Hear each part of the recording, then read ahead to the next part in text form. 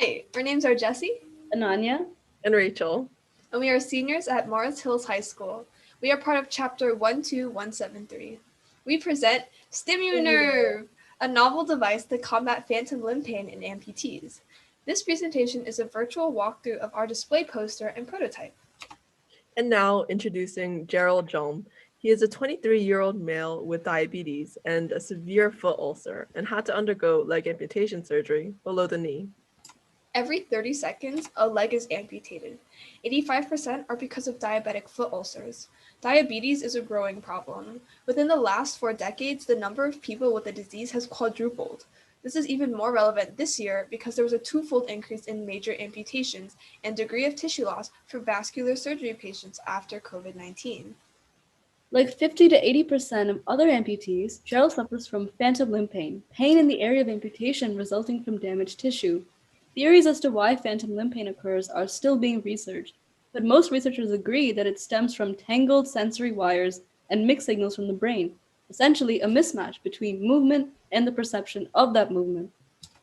Gerald's quality of life has been limited. Because the causes of PLP are elusive, there's a variety of different psychological and physical treatments. Our device makes use of electrical stimulation, which blocks pain receptors. Introducing StimuNerve, an implantation that stimulates the peripheral nerve, specifically the sciatic nerve, to reduce PLP. We will be combining electrical leads to transmit the shock with a scaffold to provide an environment that would encourage nerve growth around the electrical leads. The implantation will be powered by an external battery connected by a wire that goes from the implantation through the leg and to the skin. Our device would allow this pain-relieving stimulation to be remotely and easily controlled with an app for when phantom limb pain is felt. An electrical current will travel from the battery to the star-shaped carbon nanotube plate, which branches out into many silk-clouded platinum electrodes.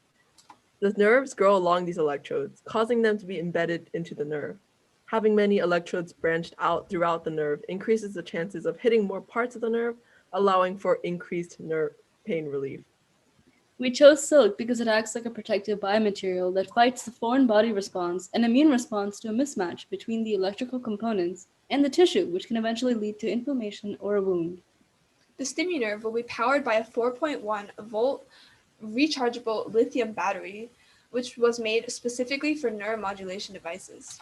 If used every other day, the device can operate at a maximum potential for approximately 6 years and 80% for years after that. The batteries can be activated almost immediately. We designed our own hydrogel scaffold coated with nerve growth factors and modeled to maximize the surface area. The optimized surface area allows for increased uptake of the growth factors and thus sufficient growth. Our scaffold is a combination of hydrogel and a CIS, or small intestinal submucosa wrap, a commonly used unit in tissue engineering. The hydrogel is a biodegradable substance, meaning it will eventually dissolve and be replaced by regrown axons. It is then enveloped in the CIS wrap, which is able to replace damaged tissue.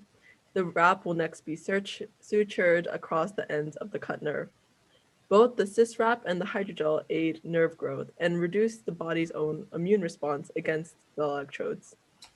The StimuNerve will be controlled wirelessly by an app via Bluetooth. This app will keep track of the electrical stimulation so that it does not exceed the threshold amount, preventing tissue damage.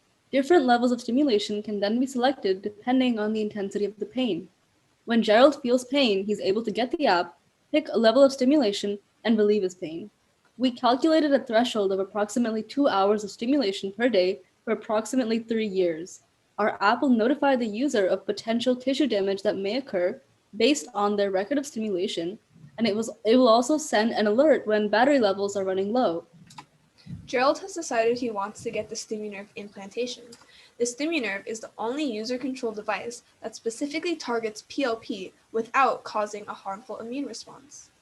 From our initial calculations, the cost would be around $1,217 for the device and its various components. Additional costs can include the cost of surgery, which can be from $20,000 to $90,000, as well as hospital visits and physical therapy. The device would need to be developed by biomedical engineers and tissue engineers who would formulate and observe the scaffold in the peripheral nerve setting.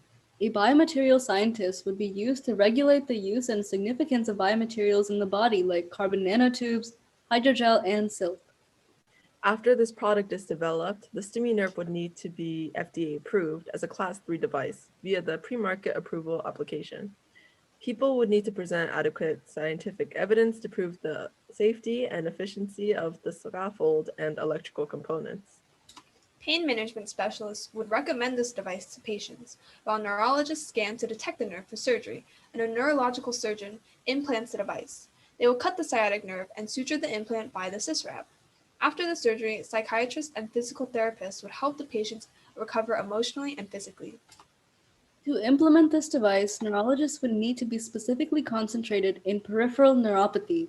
A neurosurgeon with advanced training in neuromodulation and peripheral nerve stimulation would also be needed. Users of StimuNerve must be trained in using the app and adjust to a new lifestyle of being cautious when around MRIs and other large magnetic fields, and also checking in with doctors regularly. With the StimuNerve reducing or even eliminating Gerald's phantom limb pain, he is happier and his quality of life has improved. He is now able to return to his daily tasks and work life. Gerald says thank you to StimuNerve. Our reference page and photos of our poster display and prototype are linked in the description of this YouTube video. We have filed for a provisional patent for the StimuNerve, which we hope to advance to a viable treatment option for PLP patients. Thank you so much for listening to our presentation.